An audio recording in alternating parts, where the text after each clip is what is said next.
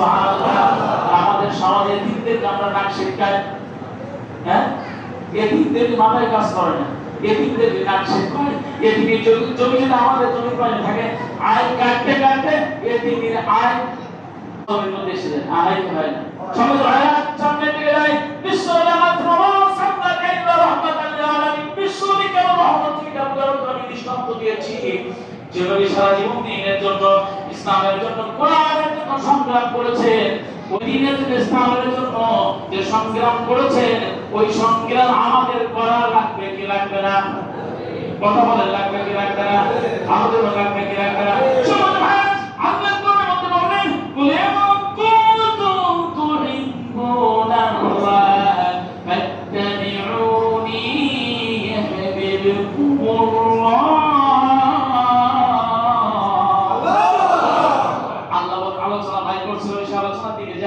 আল্লাহ বললেন, যদি বিশ্বনবীকে কেউ ভালোবাসে, রাসূলকে যদি কেউ মহব্বত করে, ভালোবাসে, অনুসরণ করে, পারিবারিক জীবনে, সাংসারিক জীবনে, অর্থনৈতিক জীবনে, সামাজিক জীবনে, রাজনৈতিক জীবনে, জীবনের প্রত্যেকটা ক্ষেত্রে নবীকে কেউ অনুসরণ করতে পারে, আল্লাহ বলেন পুরস্কার দেব দুইটা। জোর কয়টা?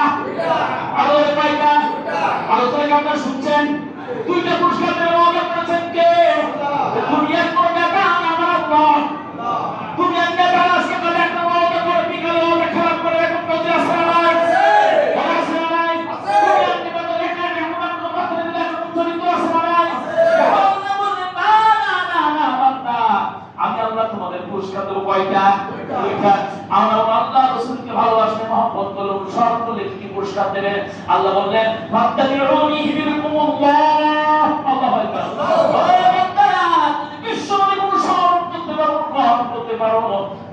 পুরস্কার আমি আল্লাহ দিলাম, আমি আল্লাহ দিলাম। তো রাসূলকে ভালোবাসতে পারো, মহব্বত করতে পারো, রাসূলকে ভালোবাসতে আল্লাহর ভালোবাসা পাওয়া যায়। আল্লাহু আকবার।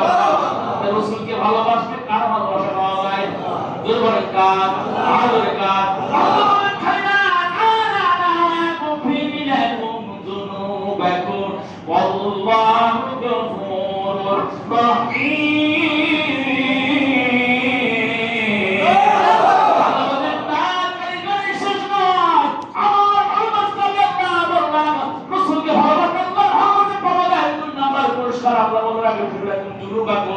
যদি আমার নবীকে ভালোবাসতে পারো, তাহলে দুনিয়ার সব গুনাহ আমি আল্লাহ মাফ করে দেব। বলেন সুবহানাল্লাহ। আর বলেন সুবহানাল্লাহ। রাসূলকে ভালোবাসতে কার ভালোবাসা পাওয়া যায়?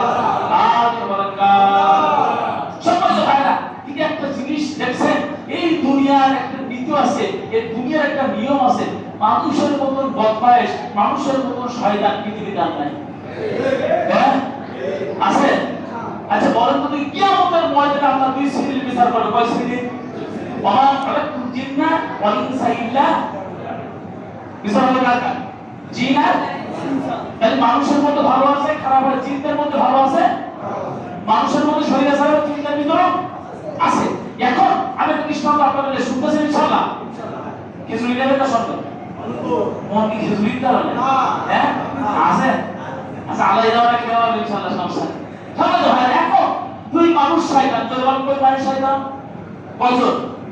দুইজন মানুষ শয়তান। এখন এই দুই মানুষ শয়তান সকালবেলা বাড়ি থেকে বাইরে হয়েছে, কোথা থেকে বাইরে হয়েছে? দুইজন শয়তান। এখন এই দুই শয়তান বাইরে হওয়ার পরে এক শয়তান আর শয়তানের বলে, ভাই সকাল থেকে বাইরে হলাম, এই দুপুর গড়াই গেল, সন্ধ্যা হয়ে গেল, তুমিও খাওয়া না, আমিও খাওয়া না, না খেয়ে কতদিন থাকা যায়? পেটে যদি গঙ্গা থাকে, নেতার বক্তব্য কি গরম হয়? হ্যাঁ। এখন এই দুইজন মরুভূমির এক কন্যারে বসে যুক্তি করছে, কি করা যায়, কি করা? দুইজন কিন্তু বদমাইশ। এমন সময় জেন শয়তান বলল, আল্লাহ কিয়ামতের ময়দানে মানুষ আর জেনের বিচার করবে। ওই যে দুইজন মানুষ বসে আছে, এ বড় শয়তান, আমি বড় শয়তান, পরীক্ষা করা যায়। কি করা যায়? এখন পরীক্ষা করতে গিয়ে যাওয়ার পর বলছে, বন্ধু আমি জানি মানুষ খুব ভালো, এদের মতো ভালো মানুষ দুনিয়ার হয় না। কিয়ামতের ময়দানে তোমরা উঠবে, আমরা উঠবো। এখন একটা কাজ করো বন্ধু, কিছু যেমন আম খাওয়া প্রচন্ড খোলা, এই দুজন বলতে আম গাছ পাও না, এই খিদির যন্ত্রণা আমরা তো ভোগ করি, কিছু করে বসে আছি, কেউ তো স্কিন দেওয়া কিছু। এখন তিনজন এক জায়গায় যুক্তি করছে। প্রথম বন্ধু বলছে, বন্ধু তোমার কাছে কয় টাকা আছে? ও বলছে, বন্ধু আমার কাছে 2 টাকা। বল কয় টাকা? কয় টাকা? 2 টাকা। এখন প্রথম বন্ধু বলছে যে খাবো খাবো, খুব খিদে কয় টাকা আছে? বলে আমার কাছে 1 টাকা। বলে কয় টাকা? আর যে ভাইরা নিচ্ছে এর কাছে আছে 5 টাকা, তাহলে মোট হলো কয় টাকা? হ্যাঁ, 8 টাকা। 8 টাকা যখন এক জায়গায় করলো, করার পর যে বলছে বন্ধুর কাজ করো, 8 টাকা আমার কাছে তোমাকে খাবার নিয়ে আসি, যে 5 টাকার সাথে এক করে রাত খাই দেবো। বদমাইশ করে 8 টাকা দিয়ে এটা কোনো সিকিউরিটি আছে? এই খাবার আমাদের মধ্যে পৌঁছলো, ওর পেটে যা খেয়ে দিয়ে আমাদের মতো ধর্ম রাখ যে 2 টাকা দিয়ে সে এক মাস ধরে আমার ধর্ম। ওই আমি জীবনে ইনসাফ ভিত্তিক বর্জন করবো, কারণ হক ফাঁকি করার চিন্তা আমার নেই। কি নেই? যে 5 টাকা ছেড়ে অত সোজা না, অত সোজা না। টাকা দিচ্ছে আমি, ক্ষমতা পাওয়া আমার কম না বেশি। সমাজে অনেক টাকা হয়, ওদের গরমে আমরা থাকতে পারি না, না। এখন বেলায় নেই, এখন আলোচনা সবাই দিতে পারে, এখন রেজাল্ট করতে বাকি। এখন যেতে 5 টাকা সেবনে কাজ করো, আমি 5 টাকা দিয়েছি, আমার পাওয়ার ক্ষমতা একেবারে কম না। একটা ইনসাফ ভিত্তিক বন্ধন আমি করে দেবো, ইনসাফ ভিত্তিক বন্ধন। এর জন্য খুব টেনশন মধ্যে পড়ে গেছে। এতে 5 টাকা দিয়েছে, এক খাওয়া খাবে। এখন এ বলছে কাজ করো, আমি যাচ্ছি খাবার কিনে আমি এসে দোকানে গেছে খাবার কিনতে। যাওয়ার পর দোকানে যখন খাবার কিনতে গেছে, এখন দোকানে বলতো অল্প পুঁজিতে অনেক খাবার হয়, ওই খাবার দাম বলো। হ্যাঁ, আচ্ছা 8 টাকার মুড়ি যদি কুড়িয়া বাজার থেকে কিনি, আপনাদের সবাইকে খাওয়াতে পারবো কি পারবো না? আরো দেরি থাকবে কিন্তু। এখন ওই 8 টাকার মুড়ি কিনতে কিনার পর যে কি করছে, প্যাকেটে হাট হয়েছে, তখন এক থাপ্পড় মেরেছে, তখন হাট লাগে। আমি ইচ্ছা ভিত্তিক বন্ধন করো, জুলুম করো না, কারণ একদম সঠিক ভাগ করে দেবো। হাত নামানোর পরে বলছে একটা চুপ করে বসো। বন্ধু তুমি দিছো কত? প্রথম বন্ধু বলছে বন্ধু আমি দিলাম 2 টাকা। বন্ধু এক কাজ করো, তুমি খাওয়া 2 আঙুল দিয়া। কয় আঙুল দিয়া? কয় আঙুল দিয়া? তুমি কত? বন্ধু আমি 1 টাকা। বন্ধু তুমি খাওয়া 1 আঙুল দিয়া। যে দাসের মধ্যে আল্লাহ এই মানুষ শয়তানের মতো শয়তান পৃথিবীতে নাই, কেন বলতেছে কয় টাকা? ওখানে কয় আঙুল দিয়া? কোন বলছে যে বলছে আল্লাহ মানুষের মতো শয়তান তো পৃথিবীতে আর নাই, উনি আপনি আমার দরকার নেই মানুষের সাথে বন্ধুত্ব করে। সুতরাং দীর্ঘ 17 বছর ক্ষমতা চেয়ারকে বলে বসেছিল, এই আসমানকে কোনো জেনারেল ফেরিস্তা নয়, এরা আমাদের মতো কিছু মানুষ, আমাদের মতো বলছে আমাদের মতো কিছু মানুষ, আল্লাহ সাইকেল আমাদের মতো কিছু মানুষ। সুতরাং মানুষের মতো শয়তান পৃথিবীতে আর নাই, কেমন ঠিক না? কিন্তু একটা কথা আপনাদের বলতে যাই, শয়তানি কোন ইসলামী আন্দোলনের সাথে পৃথিবী কেমন টিকতে পারে নাই, আজও পারবে না। কিয়ামত পর্যন্ত সাধনা করলো ইসলামী আন্দোলন সে কাপ্তানি করতে থাকতে পারবে না। ইসলামী আন্দোলনের উপর যত জুলুম নির্যাতন হয়েছে, আমাদের ইমানি শক্তি তত বৃদ্ধি পেয়েছে। কথা বলে সুতরাং একটা কথা বলতে চাই, যারা আল্লাহকে ভালোবাসে, দিনকে ভালোবাসে, আল্লাহর জন্য আল্লাহ দিন কায়েমের জন্য সংগ্রাম করে, আল্লাহর জন্য দিন কায়েমের জন্য জেল খাটতে পারে, ফাঁসির মঞ্চে উঠতে পারে, ওরা কখনো বাতিলের কাছে বাতুল করতে চায় না, ওরা জীবন দিতে তার স্ত্রী হারা করতে, সন্তান হারা করতে চায়, সব থাকতে পারে, আল্লাহ কি কখনো থাকতে পারে না।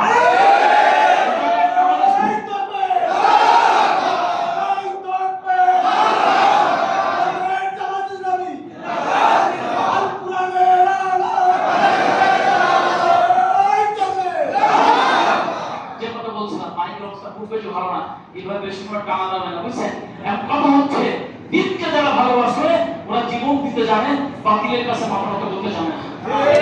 ওরা আপনার সাথে একটা লেনদেন করছে, যারা ইসলামী আন্দোলন করে, ওরা আপনার সাথে বাণিজ্য করছে, ব্যবসা করছে, জামান এবং মালের বিনিময়ে আল্লাহ ওদের কাছে জান্নাত বিক্রি করে দিয়েছে। যারা জান্নাত আল্লাহর কাছে কিনতে পারে, সুতরাং আমাদের ভয় দেখা কোনো লাভ হবে না। কেন আমরা তো আল্লাহর কাছে আমরা জান্নাত মাল বিক্রি করে জান্নাতের কাছে সম্মানিত ভাইরা, আমি যে কথা আপনাদেরকে বলছি, আল্লাহ রসুলকে, আল্লাহ রসুলের একান্তরে আল্লাহ রসুলের সবচেয়ে বেশি ভালোবাসা আবু তালিব। নাম কি বলেন তো? আবু তালিব। আবু তালিব যখন দুনিয়া থেকে বিদায় নিলেন, আমি সংক্ষেপে বলছি, আল্লাহ রসুল খুব কষ্ট পেয়েছিল। সুবহানাল্লাহ। আবু তালিব রসুলকে এত ভালোবাসা দিয়েছেন, আল্লাহ রসুল আফসোস করে বলেছিলেন, এই পৃথিবীতে আমার মা আমাকে জন্ম দেওয়ার পর আমার চাচাদের মহত্ব ভালোবাসা আমার দিয়েছে, এই পৃথিবীতে আমার চাচার ঋণ কখনো শোধ করতে পারবে না। নবী আল্লাহর কাছে মানুষ হবেন, বিশ্বনবী গভীর রাতে এখানে কাঁদবেন, আল্লাহ আমার চাচা ইসলামের জন্য, দ্বীনের জন্য আমার যে ভালোবাসা দিয়েছে, আমার চাচা আবু জেহেল যখন জুলুম করবে, নির্যাতন করার জন্য চিন্তা ভাবনা করেছে, আমার চাচা আমার বুকের ভিতরে জড়াই রেখেছেন, সুবহানাল্লাহ, জড়াই রেখেছেন। চাচা আমার এই বুকের ভিতরে কখনো বাহির করেন নাই। কি চাচা কিন্তু ইসলাম বিদ্বেষী নেতা, কি বিদ্বেষী নেতা? চাচা কিন্তু রাসূলের বিরুদ্ধে, রাজনৈতিক কোনো রাসূলের বিরুদ্ধে, কিন্তু রাসূলকে ভালোবাসতো, সুবহানাল্লাহ। সবাই ভাই আবু তালিব অসুস্থ হয়ে গেলেন। আমি সংক্ষেপে বলছি, বিশ্বনবী গভীর রাতে কাঁদতে লাগলেন যে চাচা আমাকে কোলের পিঠে বাবুল করেছে, আমার পা থেকে শুরু করে মাথা পর্যন্ত আমার কোমর অঙ্গর পায়ের কালুয়াতে এমন কোনো জায়গা আমার চাচা আমার চুমা দেন নাই, আমার চুমা দেন নাই।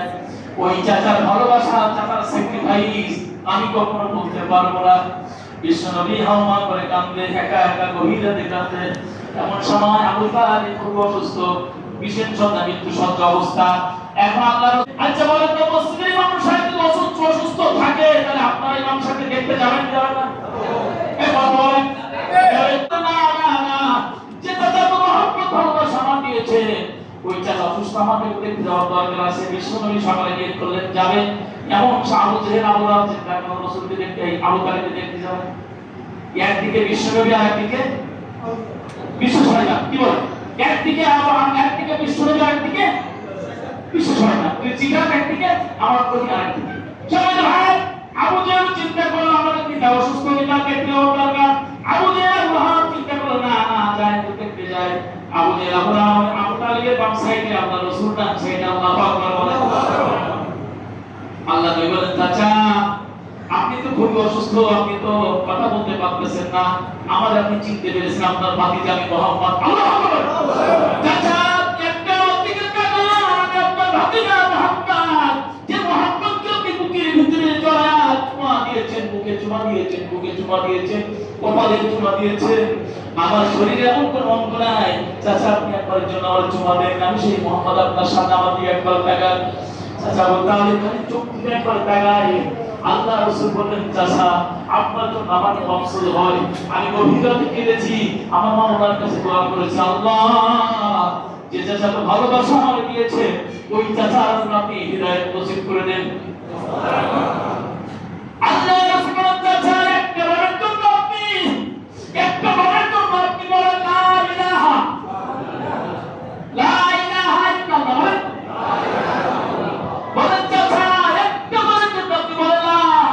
ইল্লাল্লাহ।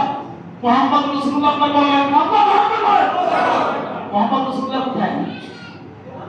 কোথায়? চাচা আল্লাহকে স্বীকার করে, আমি নবী আমারে স্বীকার করতে আপনার রাজি হবে আমি জানি। আমার আপনি নেতা মানতে পারবেন এটাও জানি, কারণ আমার নেতা মানতে আপনার যত সমস্যা হোক আপনার মানার দরকার নেই।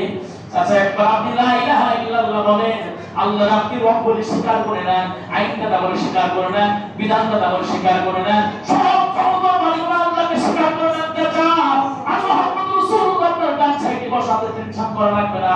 আমি নবী আল্লাহর সাথে যদি আমার গন্ডগোল করা লাগে তাও বলতে রাজি আছি। চাচা আপনি একবারের জন্য কালিমা পড়ে মুসলমান হয়ে যান, জোরে বলেন আল্লাহু আকবার। আবু জেহেল বললেন, না না না, আপনারা যুদ্ধ করতে ধর্মের প্রতি রাখতে পারবেন না, এটা করা যাবে না, এটা যদি তুমি করো এটা করলে হবে না। বাপদাদা 14 গোষ্ঠী ধর্মের মুখে লাঠি মেরে জীবনের শেষ গ্রাম দেশে তুমি যদি মুহাম্মাদের কাছে সারেন্ডার করো, তাহলে আমাদের ধর্মের কোনো মান থাকবে না, করা যাবে না। আল্লাহর নবী এই কথা বলার পর এমন সাহাবা বললেন, জিবরাইল যাও যাও যাও বন্ধুর কাছে যাও, বন্ধুর কাছে গিয়া একটা কোরআন নাযিল করবে। আল্লাহ বলেন, ইন্নাকা লা তাহদি মান আহাবাতা ওয়ালাকিন্নাল্লাহ ইয়াহদি মান ইয়াশা।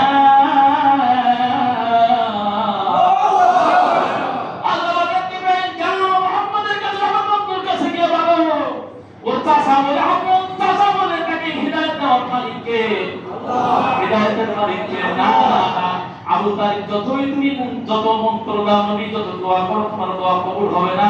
কেননা যে আমাকে রব করে মানবে না, রাসূলকে নিতে মানবে না, সে কখনো ঈমানদার হতে পারে না। জোরে বলেন ঠিক কি না? আবু তালিব দুনিয়া থেকে বিদায় নিলেন, বিশ্বনবী কাঁদতে কাঁদতে কালো হয়ে গেলেন। আল্লাহ নবী কান্দা বলে, চাচা জীবনে জীবনের শেষ প্রান্তে সে আপনি কালিমা পড়তে পারলেন না, আপনি জাহান্নামী হয়ে যাবেন। আমাকে ভালোবাসার কারণে এত মহব্বত করেছেন, কিন্তু আপনার কপালে হিদায়াত হয় নাই। এইবার সামনের দিকে আসেন সম্মানিত কুলিয়াবাসী। রাসূলকে খালি মহব্বত করলে হবে না, মিলাদুন নবী জিলুবি খালি খালি হবে না, খিচুড়ি খালি হবে না, বিহারি খালি হবে না, বিরিয়ানি খালি হবে না। না,